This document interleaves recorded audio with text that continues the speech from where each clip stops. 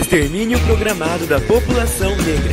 Que se apiedaram do marginalzinho preso. A periferia precisa de voz.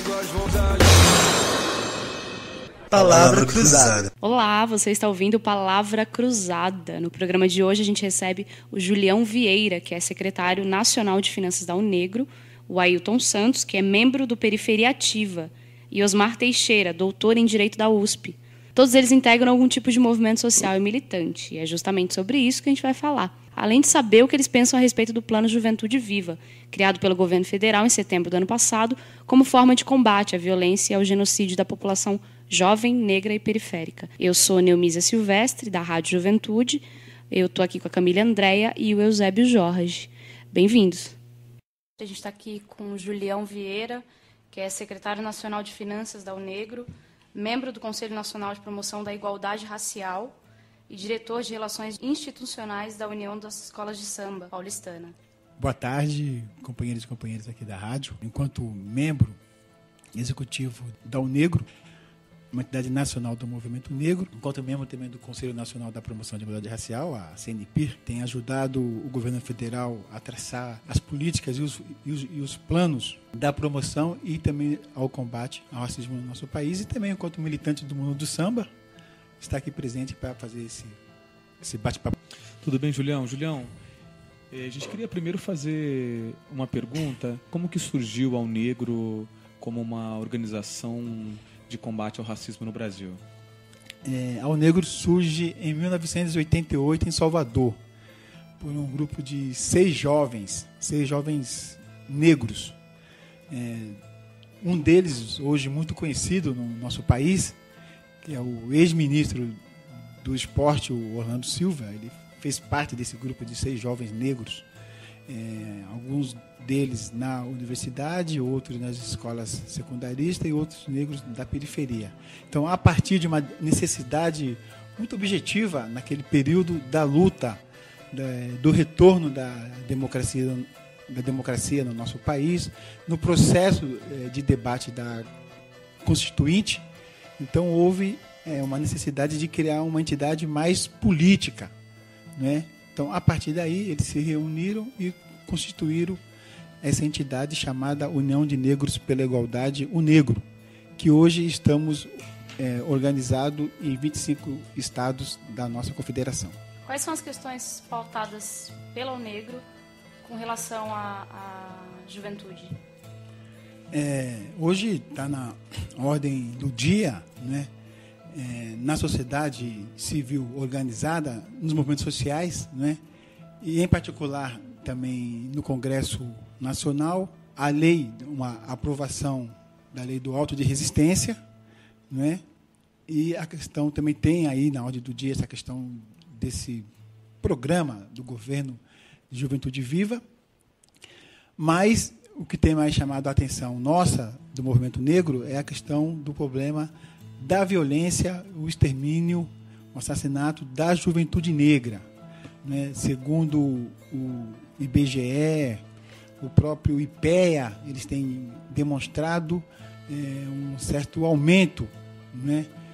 Por mais que o nosso país, nesses 10, 11 ou 12 anos, nós avançamos em algumas áreas sociais, em alguns índices sociais, a questão do emprego, a questão do salário, o ingresso de jovens negros nas universidades, nós avançamos em alguns aspectos, mas, infelizmente, no que diz respeito aí à violência na juventude, em particular na juventude negra, isso tem aumentado, né?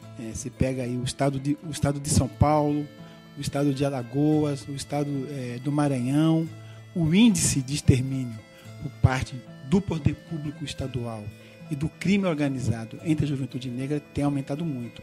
Então, a Unegro tem feito uma ação em parceria, em conjunto, com os movimentos sociais negros e não negros, da denúncia, né, dessa condição. Temos sensibilizado, porque aí não tem jeito, o Estado é responsável por isso.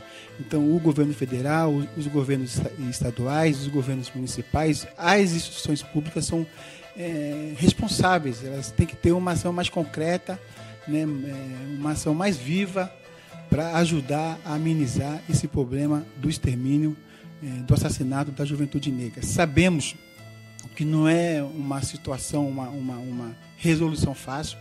Na minha opinião, em particular, esses programas, em particular o programa Juventude Viva, não vai amenizar, né? É um programa muito pontual, parece que o recurso é pouco, ele é ínfimo no que diz respeito para tentar amenizar esse problema, porque a polícia nos estados ela tem uma formação racista, preconceituosa.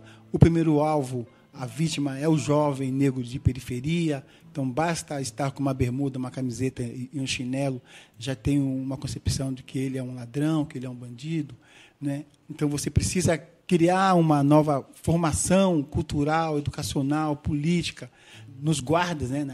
Nas PMs, nos estados. Esse nosso esforço de aprovar esse projeto, inclusive a presidenta Dilma Rousseff colocou isso na ordem do dia como uma prioridade do Poder Executivo, da aprovação do auto de resistência, porque a polícia usa esse argumento, né? Usou muito isso na época da ditadura militar, tem usado hoje em dia para justificar o assassinato da juventude.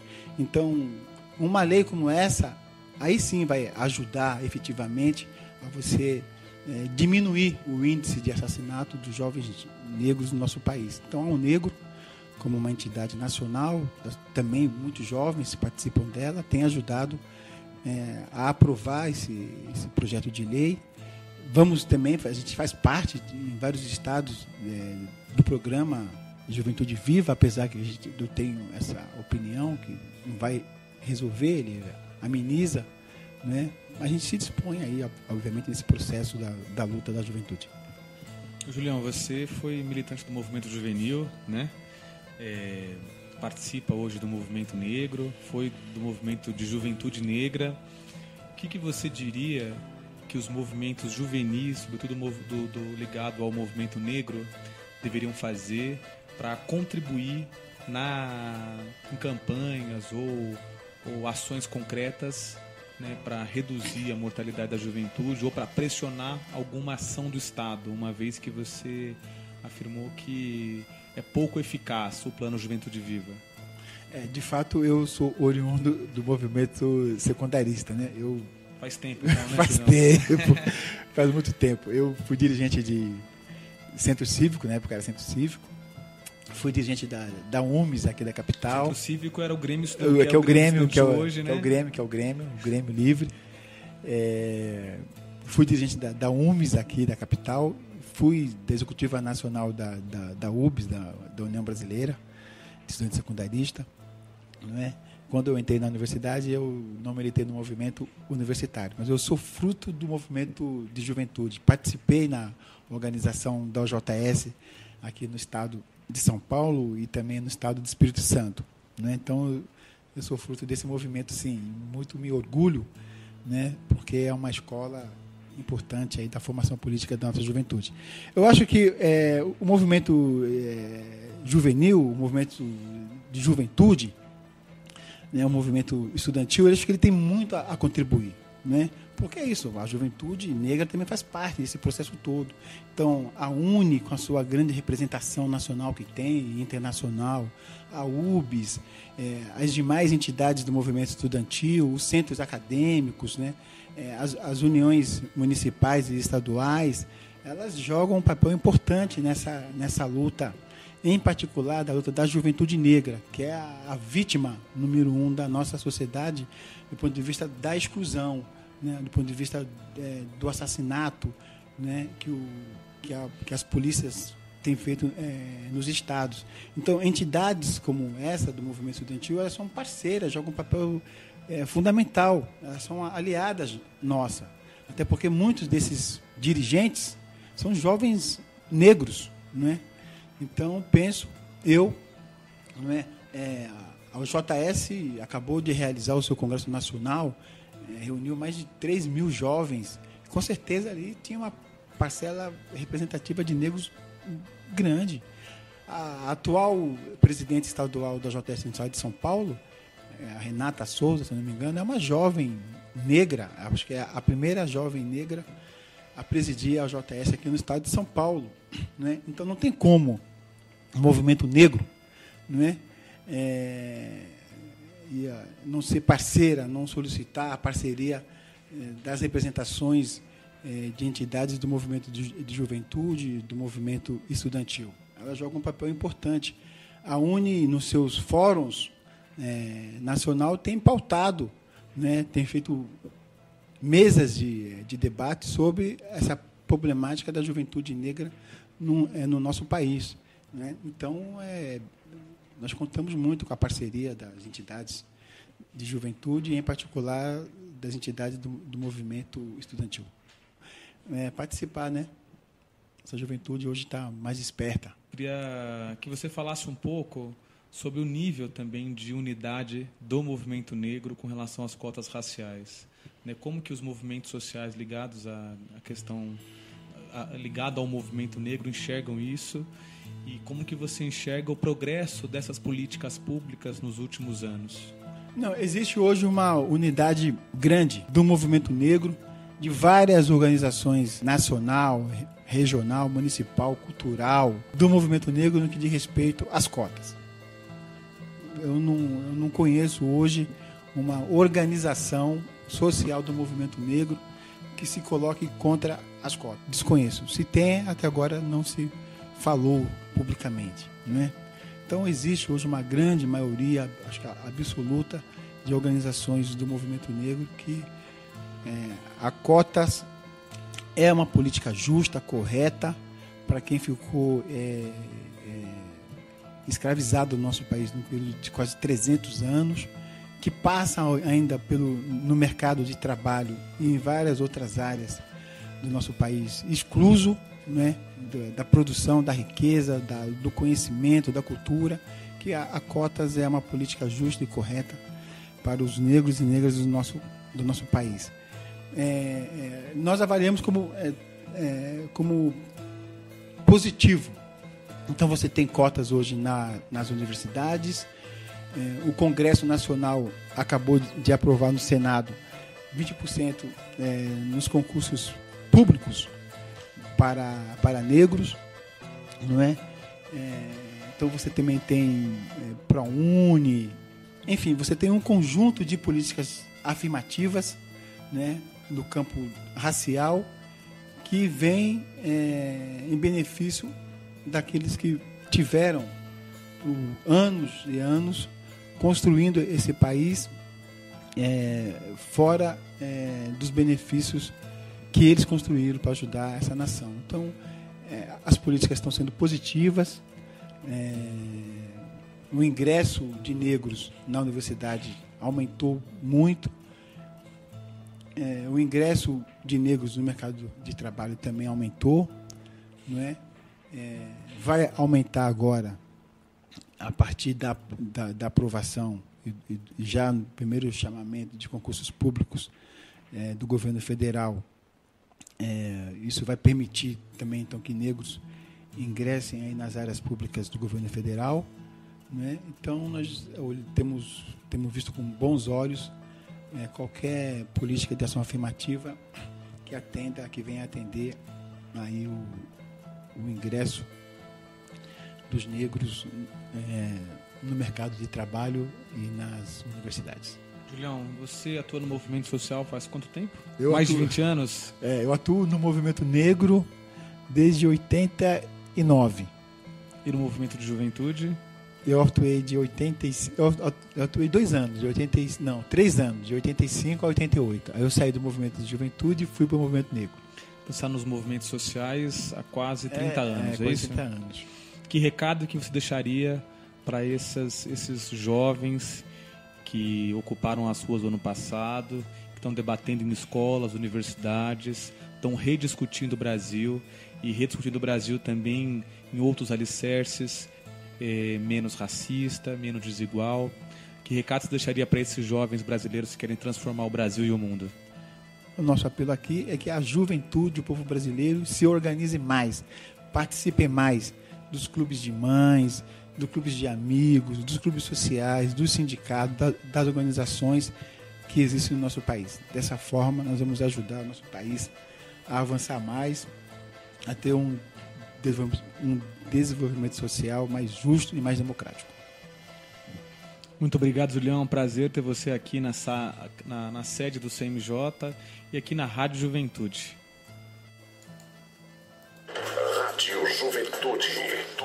Pelo empoderamento das vozes juvenis.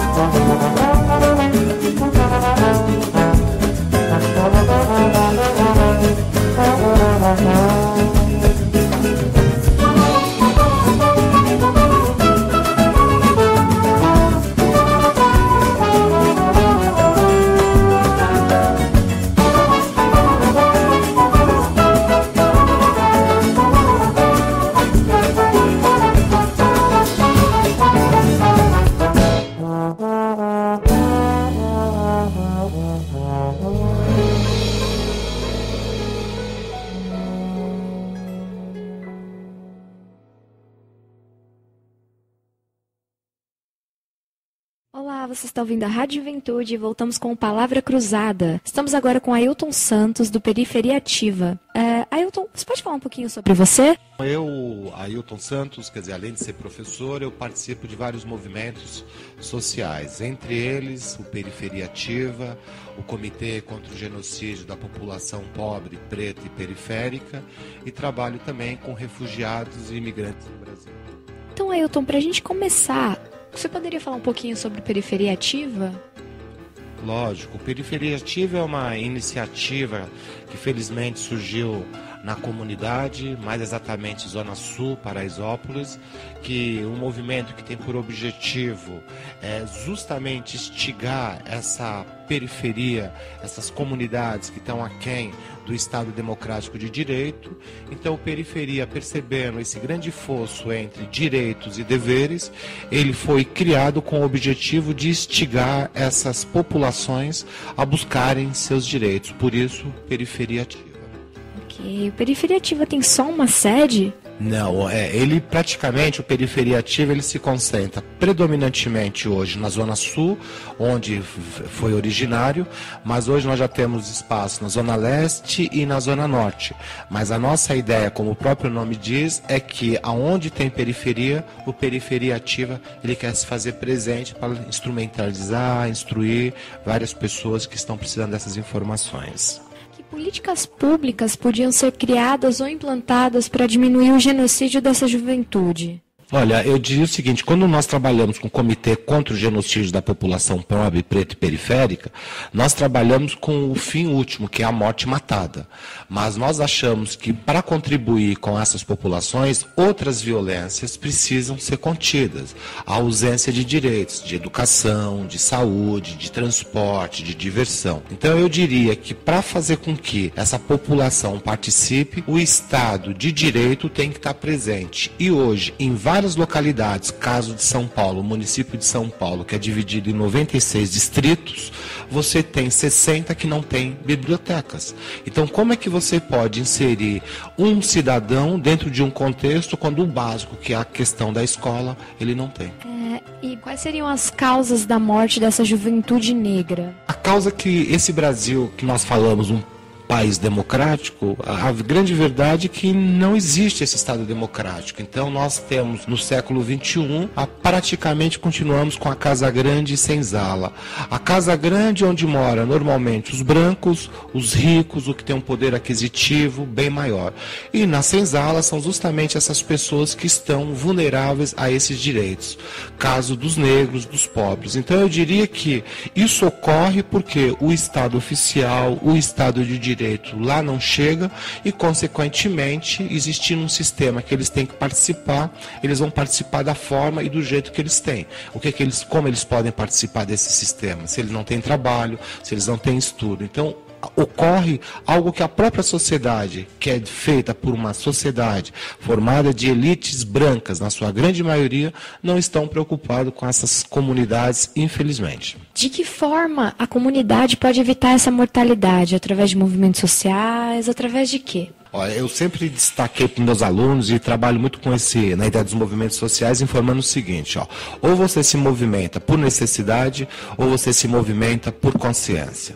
Consciência, eu sempre digo que exige um esforço maior, mais literatura, mais leitura, e etc, etc. Por outro lado, a necessidade bateu, você vai agir. O que acontece hoje na comunidade é que eles estão percebendo que vários direitos que eles pagam não estão chegando, então eles estão mais do que na hora e atento a isso. Você tem deveres, mas os direitos não estão chegando. Então, o que faz com que ele se movimente? A ausência de direitos.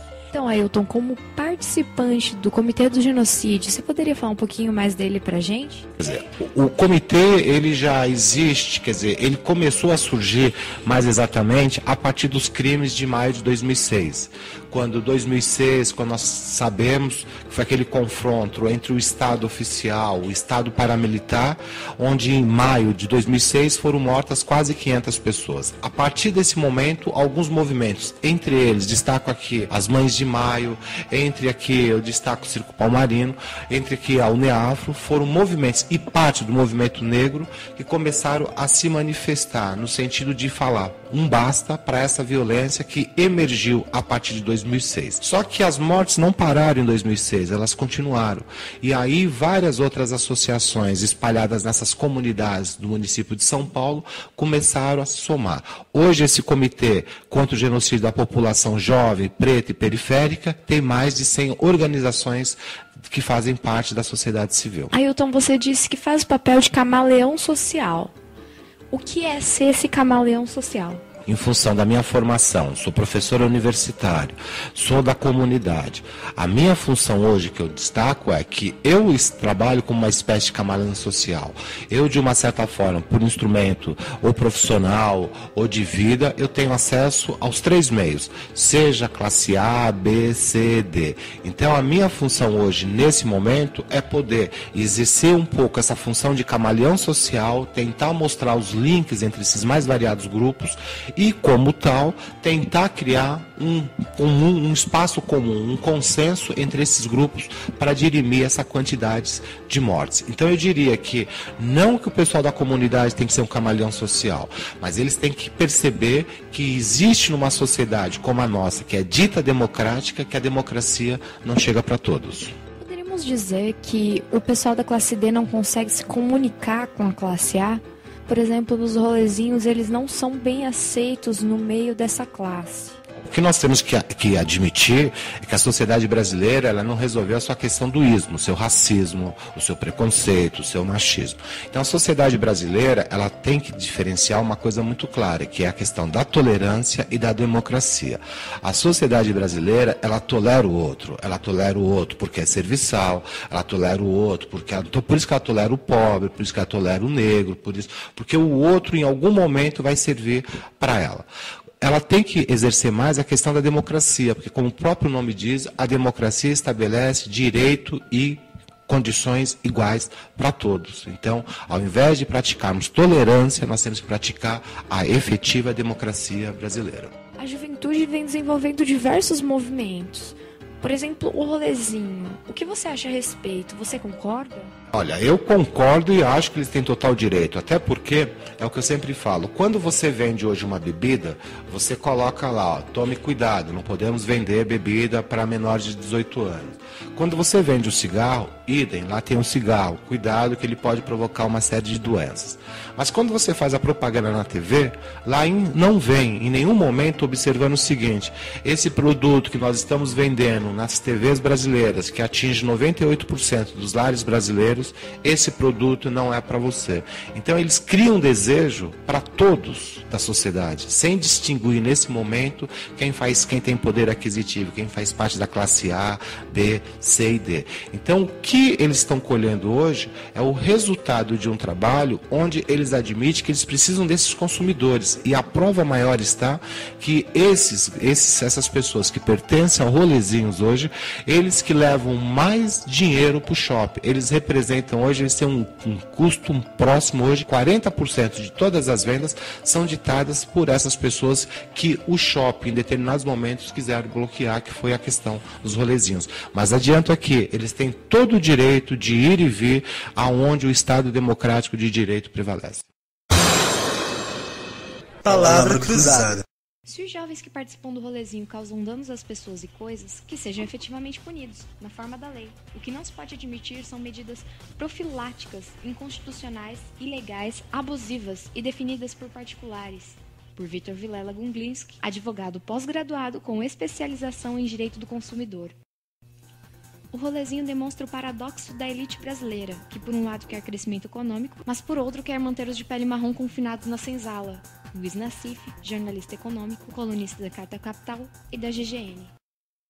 Esses moleques sem ideais, empobrecidos por valores mundanos e materiais, não merecem ser tratados como terroristas ou bandidos, mas como os idiotas que são.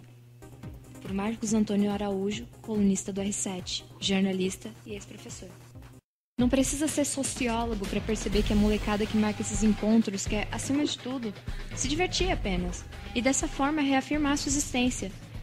E mesmo alguns tumultos que possam causar têm a ver com isso. É como se gritassem em plenos pulmões: "Ei, eu existo, pô!" Frase dita por Leonardo Sakamoto, que é jornalista e doutor em ciências políticas. Palavra cruzada. E nos rolezinhos a gente viu a reação que a polícia teve com os jovens. Também tem uma pesquisa falando da polícia racista. Você poderia falar um pouquinho pra gente sobre essa pesquisa? Essa pesquisa ela foi realizada pela Universidade Federal de São Carlos, onde, para mim, que é professor, eu fico bastante feliz porque você está trazendo um tema que faz parte do nosso dia a dia da sociedade brasileira, a academia está trazendo. Então ela constatou, a partir de pesquisas, que a polícia do estado de São Paulo ela é racista. Produziu-se um estado que ele é racista. A prova maior está que quase 80% das pessoas que são presas pelas aparências e são negras e são pobres. Portanto, para a academia e enquanto professor, eu fico bastante feliz com isso porque ela está comprando uma briga já da sociedade civil. No entanto, para quem é militante, o que ela falou, que a sociedade que a polícia ela é racista, que o Estado de São Paulo é racista, para quem é militante, negro e pobre, sente isso há muito tempo por conta da sua pele. Então eu diria que esse estudo ele é interessante porque ele traz mais dados para poder fomentar essa discussão que ainda não está nada resolvido, que é a questão racial na sociedade brasileira. E como a gente poderia mudar esse cenário? De que forma a gente deveria intervir na polícia? Olha, assim, falar de polícia hoje, mudanças, é extremamente complicado. Nós temos uma polícia hoje, por isso o Comitê contra o Genocídio da População Pobre, Preta e Periférica, o Periferia Ativa e outros movimentos, ele discute a ideia de segurança pública e não só da desmilitarização. A desmilitarização seria uma das questões que envolveria a questão de segurança pública, até porque essa polícia que está hoje aí, ela foi sempre criada para perseguir o outro, então o outro sempre fora visto como um inimigo. Então, se nós buscarmos a polícia militar, com essa tradição de 100 anos, ela foi criada com o objetivo de caçar. E esse caça era sempre o outro visto como inimigo.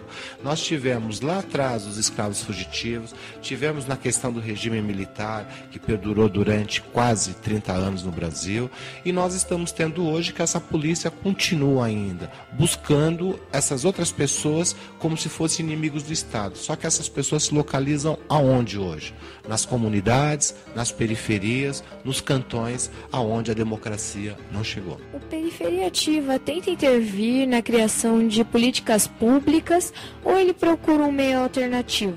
No fundo, Periferia Ativa, ele não fica só indignado hoje, ele não fica só perplexo. Ele mais do que nunca percebeu que ele tem que ser um ator extremamente ativo, tem que ter a participação da sociedade civil e a partir daí que nós podemos mudar políticas públicas. Então nós acreditamos, o Periferia Ativa, como Comitê contra o Genocídio, acredita na possibilidade de mudanças. Só que essas mudanças, elas só vão vir a partir das manifestações. Direito, como nós falamos, direito você conquista, você briga por eles, entendeu? Então, a praxe do Periferia Ativa é fazer com que os seus direitos sejam conquistados, porque direito ninguém dá. O que, já aproveitando que nós estamos falando um pouco da juventude, nós temos que considerar o seguinte, que quais são as alternativas que nós oferecemos hoje para essa juventude brasileira? Quer dizer, nós estamos falando do município de São Paulo, que é o município mais rico da União.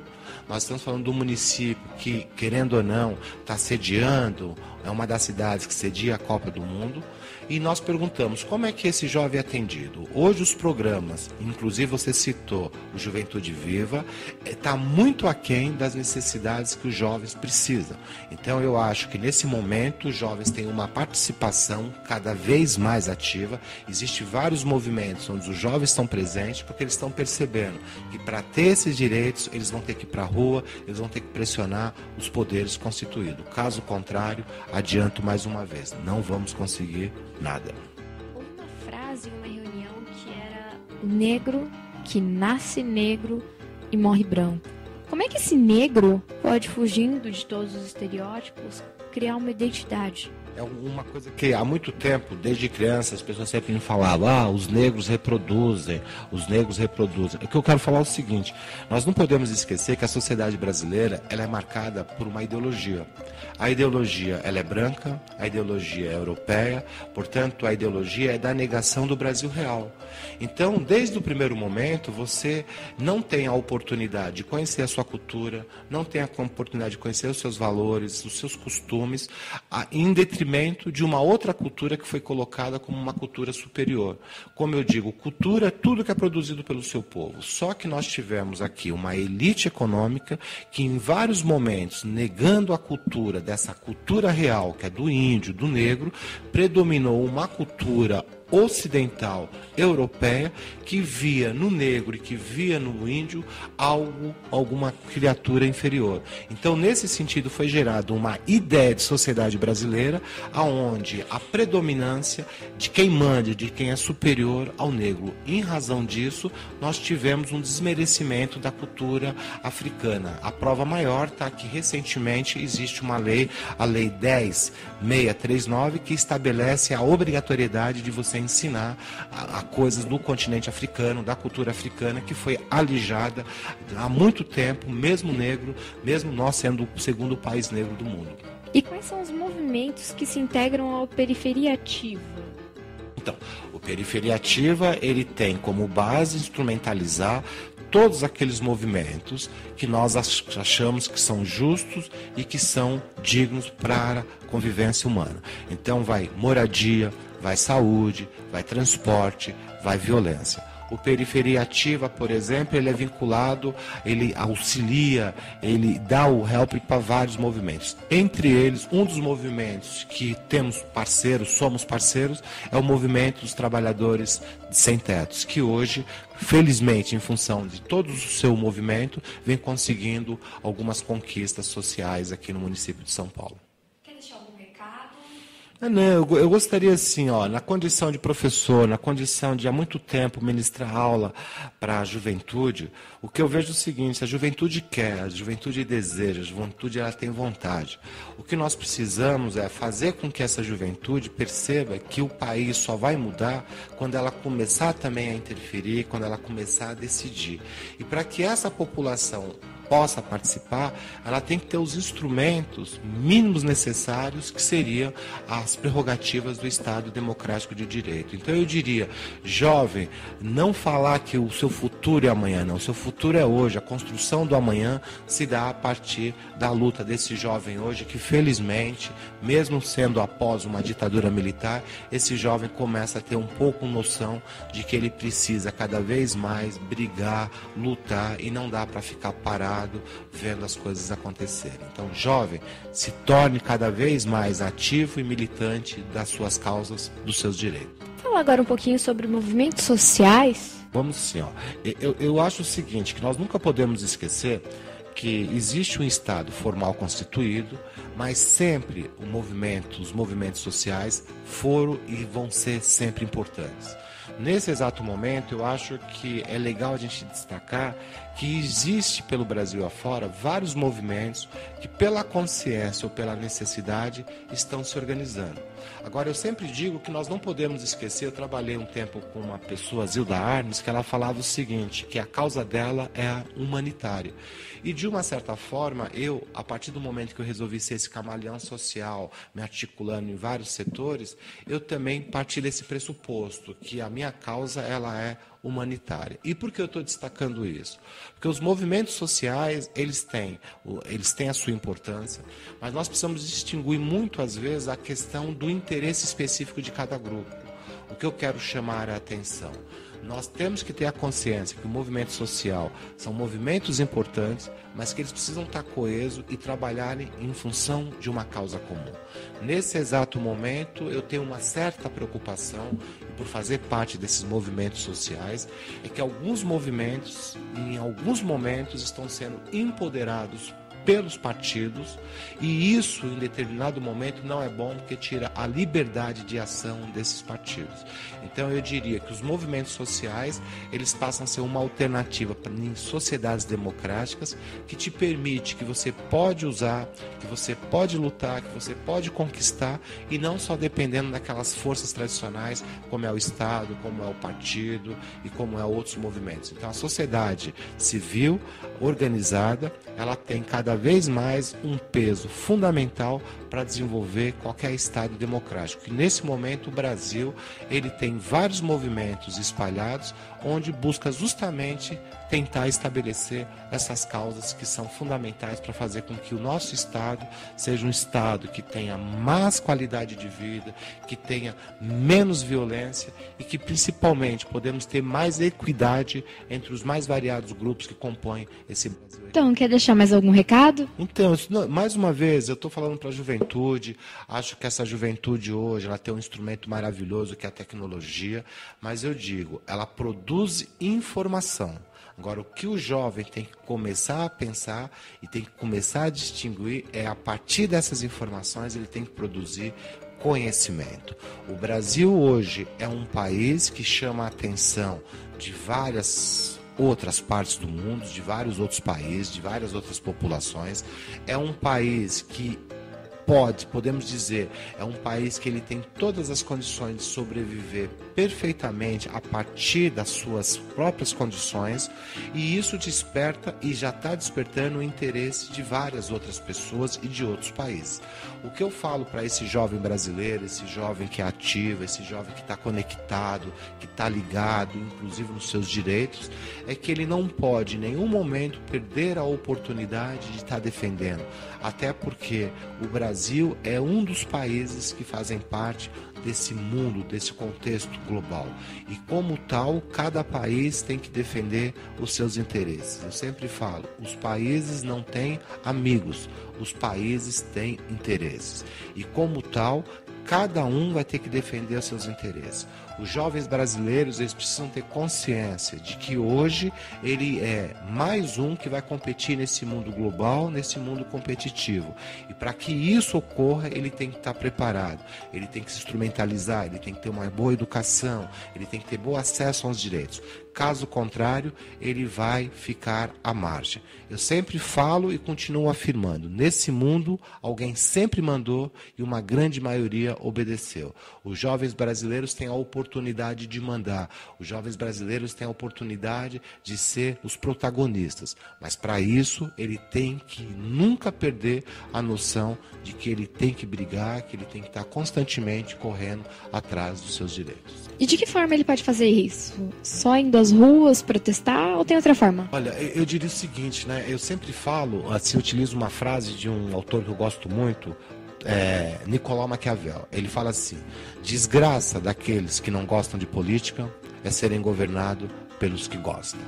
Portanto, a partir dessa frase eu falaria como participar. Meu amigo, ou você participa ou você vai ser participado. Se você tiver dúvida disso, você pode entrar no site denominado Impostômetro. Aqui perto, eles têm justamente um que mostra quanto nós já pagamos de imposto. Então, quando eu digo, se você não participar, você vai ser participado, vou pegar os números desse ano. O brasileiro trabalhou janeiro, fevereiro, março, abril, até o final de maio para pagar impostos. Como a própria palavra diz, imposto não é dialogado, não é acordo. E você que nesse momento está nos ouvindo tem que ter noção que você também paga para comprar o seu tênis, para comprar seu celular, para fazer seu rolezinho, você está pagando imposto. Então eu diria, para participar é ficar atento aos seus direitos, que automaticamente a indignação e a perplexidade vai fazer com que você se mova. Então, bem-vindo ao mundo, jovem brasileiro. Muito obrigada, Ailton. Legal.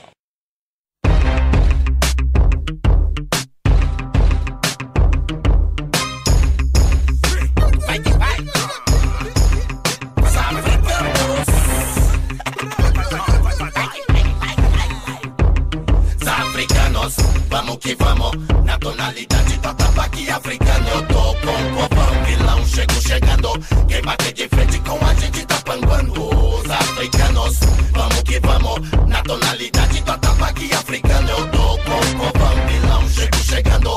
Quem bate de frente com a gente tá panguando. Os africanos, vamos que vamos, sangue afrodescendente africano. O sentimento é individual, me diz quem sofreu mais. O povo da periferia, os quilombolas ancestrais. Poder de Santa Maria, do banho de fumaça, positiva vibração, o poder da batucada. Toma sacudida, tabaque africano.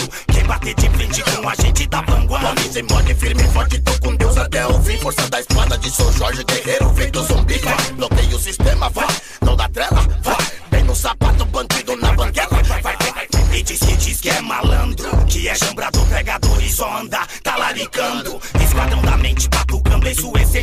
batida do tambor pra abrir a sua consciência. Africanos, vamos que vamos, na tonalidade do atabaque africano. Eu tô com o povão vilão, chegando. Quem bater de frente com a gente tá panguando. Os africanos, vamos que vamos, na tonalidade do atabaque africano. Eu tô com o povão vilão, chegando. Quem bater de frente com a gente tá panguando. Não passo pano nem pago de simpatia. Vim da rua, cada um na sua função e viva a vida. Roupa suja, se lavar em casa. Quem se acha o caçador acaba virando a caça. Curto minha loucura em alta voltagem, batuque energia em alto grau de intensidade. Agirei agora, sou poder, sou guerreiro. É estreita a porta pra vencer, pra ser sujeito. Conquistas são conquistas, batucadas da vida. Buscando a bênção, a orientação divina. Na travessa e nas ideias pra não ficar Zé Pequeno. No mundo de gigante é o atabaque estremecendo. Os africanos, vamos que vamos, na tonalidade do atabaque africano. Eu tô com o povão vilão, chegando. Quem bater de frente com a gente tá panguando. Os africanos, vamos que vamos, na tonalidade do atabaque africano. Eu tô com o povão vilão, chegando. Quem bater de frente com a gente tá panguando.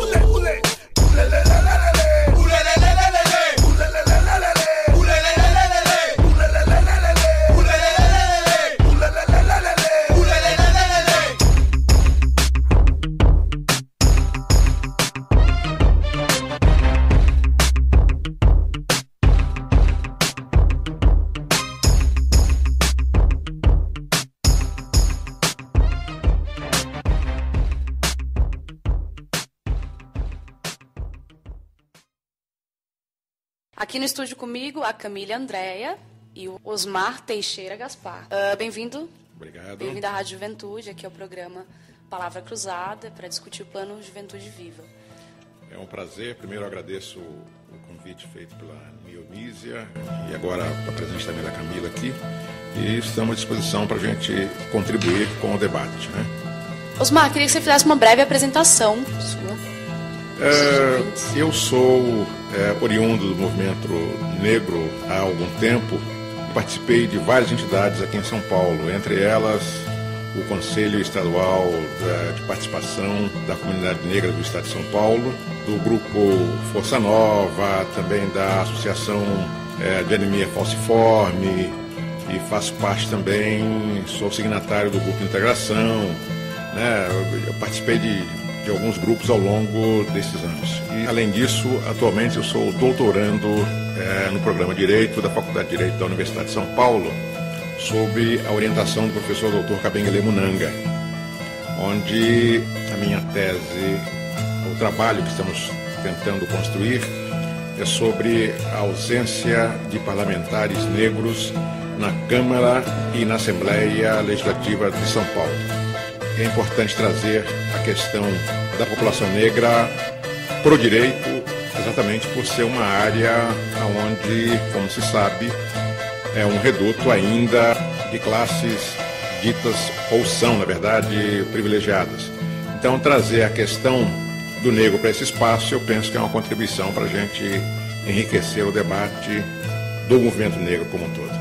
Inclusive, o programa anterior, ele encerra dessa forma, né? O Edson comentando a respeito da importância de representantes negros no poder. Assim.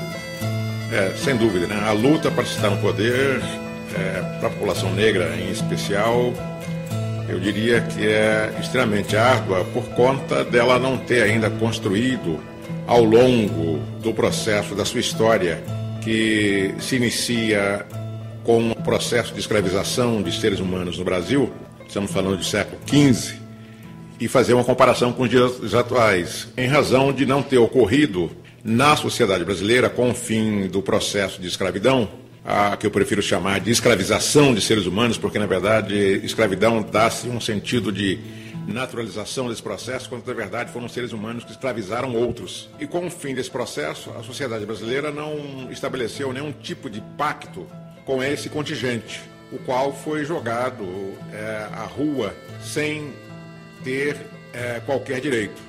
E fazer esse resgate, hoje, nesse espaço de poder, se torna exatamente difícil em razão da inexistência desse pacto com a sociedade. Então, o que se vê hoje especialmente nos últimos 10 anos de um governo progressista, é que se observa, de alguma forma, a inclusão, a preocupação da inclusão do negro nas esferas de poder, ou de empoderá-lo de tal sorte que ele possa ocupar alguns espaços, como é o caso, inclusive, da universidade, como eu disse há pouco. Então vamos entrar no plano Juventude Viva, né? O que você pensa a respeito? Qual a importância da criação de um plano desse, embora tardiamente criado pelo governo federal? Eu acho que ele é extremamente importante do ponto de vista quando você visa a proteger e assegurar direitos para esse segmento da sociedade. O jovem, como se sabe, é o futuro da nação. E na juventude você pode extrair talentos excepcionais que poderão certamente contribuir de forma muito expressiva com a sociedade. Então, o programa Juventude Viva, eu imagino que ele possa realmente ter esse viés de fazer esse resgate, né? E de prevenção, você acha que ele, de fato, ele vai contribuir com a diminuição desse índice de mortalidade juvenil? Olha, veja bem, ao estabelecer um programa desse nível, é natural que a gente espere algum tipo de redução. Contudo, não é uma tarefa exclusivamente do poder público. Essa, a meu ver, é uma necessidade de engajamento da sociedade como um todo. Essa mortalidade de jovens deveria, a meu ver, ter uma preocupação muito maior em um engajamento de toda a sociedade.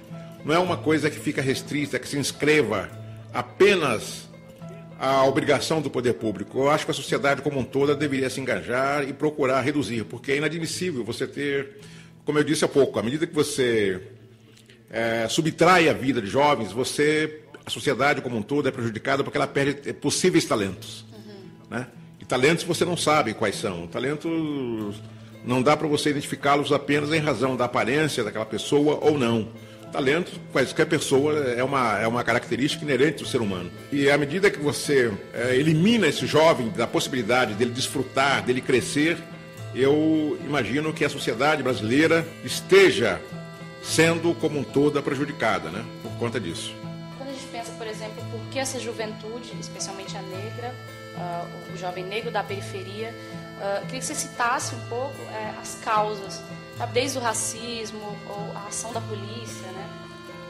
Então, se você observar, eu escrevi recentemente um artigo intitulado O Apartheid Ressuscitado, onde eu faço uma análise desse fenômeno rolezinho. Esse artigo está na internet, é de fácil acesso.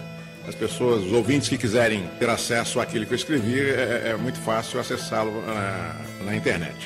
Quando eu abordei a questão do rolezinho, aí você tem implícito a questão do direito de ir e vir, né?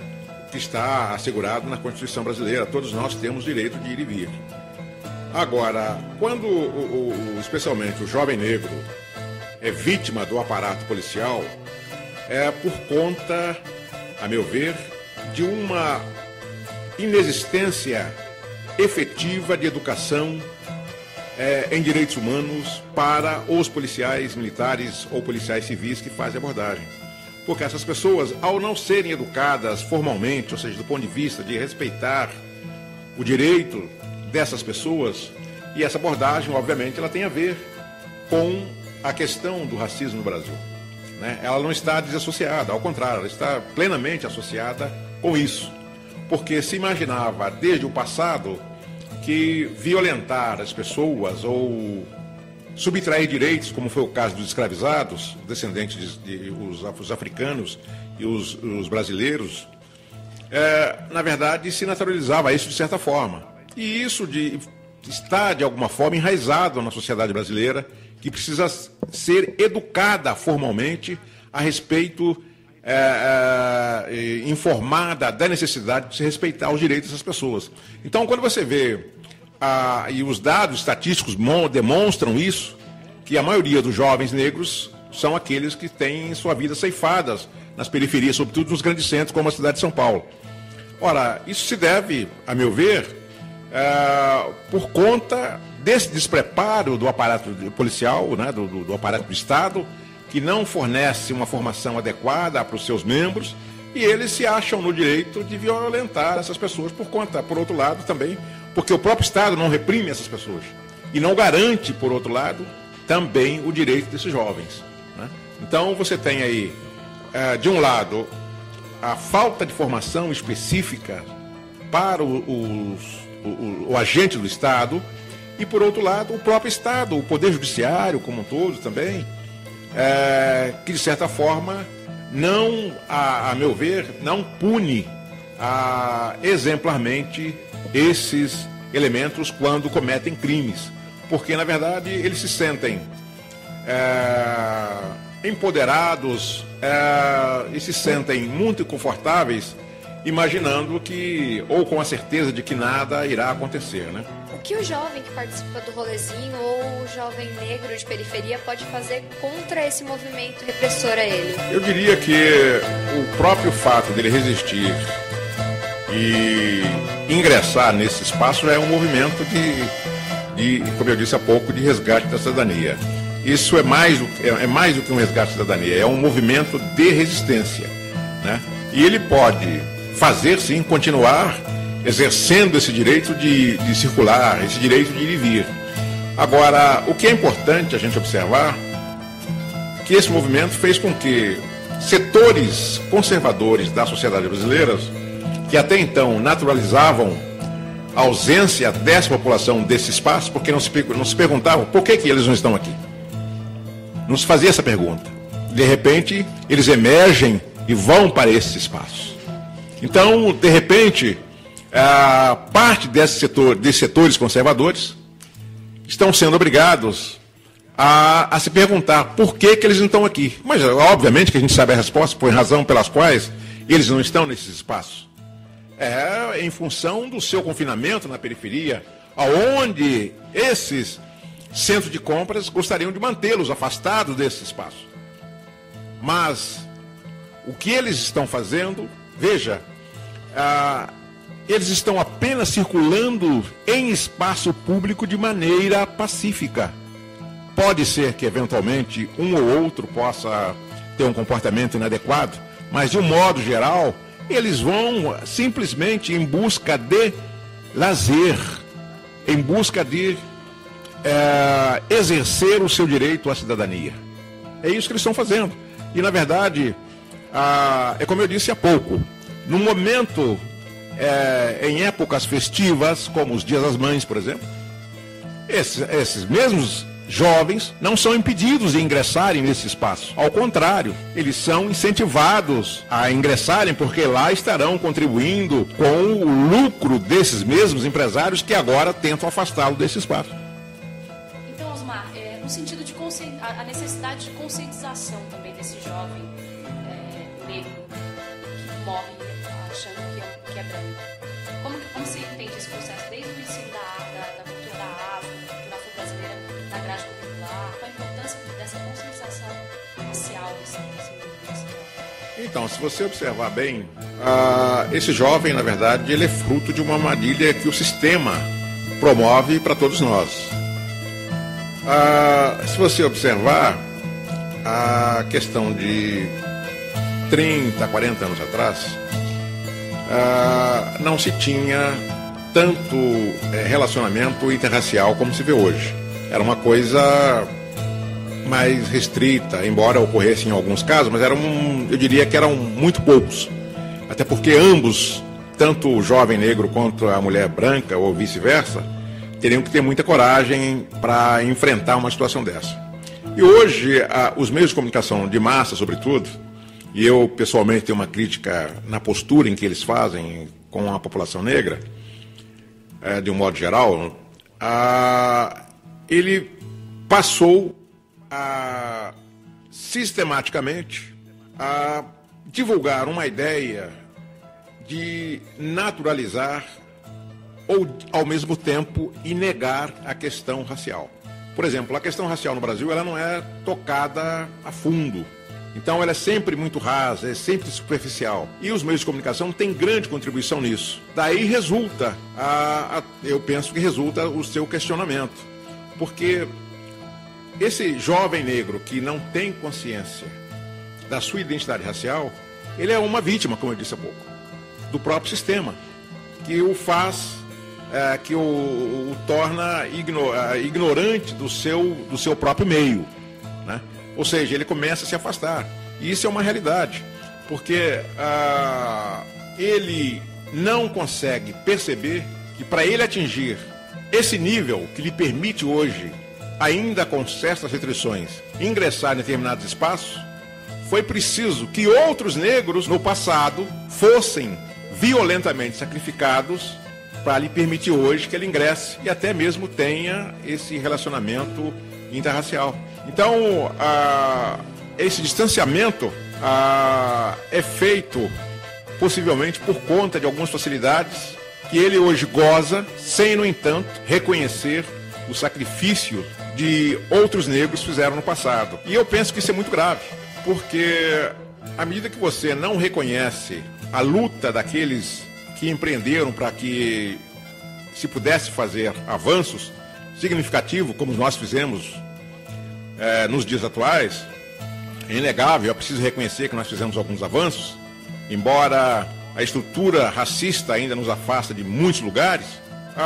Esse jovem que, não tendo a identidade, o reconhecimento da sua identidade como negro, no entanto, ele é tratado exatamente pelo aparato policial como negro. Na hora da batida, aí que ele vai ser informado: puxa, mas eu sou negro? Aí é o momento em que ele vai tomar conta com a sua realidade. O fato de ele ou seus pais andarem em bons carros, ou ter uma casa que hoje alguns negros de classe média conseguiram ter, em nenhum momento a hora que ele é abordado por policiais, sejam eles militares ou civis, ele vai ser tratado exatamente como o jovem de periferia, porque a mentalidade do agente do Estado é tratá-lo dessa maneira. Não vai fazer nenhum tipo de diferença pelo fato dele não se auto-reconhecer como negro, até porque não está escrito em sua face, mas está escrito em sua pele que ele é negro. Eu queria saber, Osmar, o papel dos movimentos sociais também, do combate, no auxílio também desse plano da juventude. Olha, eu penso que os movimentos sociais eles têm tudo para contribuir com o movimento Juventude Viva, né? Porque as organizações não governamentais, sobretudo, elas estão aí exatamente para implementar esses projetos. E eu imagino que elas poderão, sim, contribuir muito com isso, com sugestões, né, com a sua expertise, que ela já tem alguns anos trabalhando na proteção de minorias que no Brasil algumas vezes são maiorias. Então eu penso que elas poderão, de certa forma, contribuir bastante com isso. Aqui em São Paulo nós temos algumas organizações que desenvolvem trabalhos, eu diria, extremamente importantes para a preservação, como é o caso de organizações não governamentais que protegem os direitos das mulheres, de criança, de adolescente. Tem inúmeras organizações que trabalham nesse segmento. Eu imagino que elas possam, sim, contribuir com o projeto de vocês. Osmar, você quer deixar uma comentada para os ouvintes da Rádio Juventude? Eu quero, sim. Eu quero aproveitar, primeiro, agradecer a oportunidade, o convite que vocês fizeram e convidar as pessoas que elas acessem realmente o programa Juventude Viva e sobretudo, que divulguem, né, o acesso, porque a importância de se ter hoje uma rádio, né, ainda que seja via web, na verdade o seu alcance se torna mundial, né? Legal, Osmar, obrigada. E esse foi o Palavra Cruzada, a gente volta na semana que vem. É isso, até logo.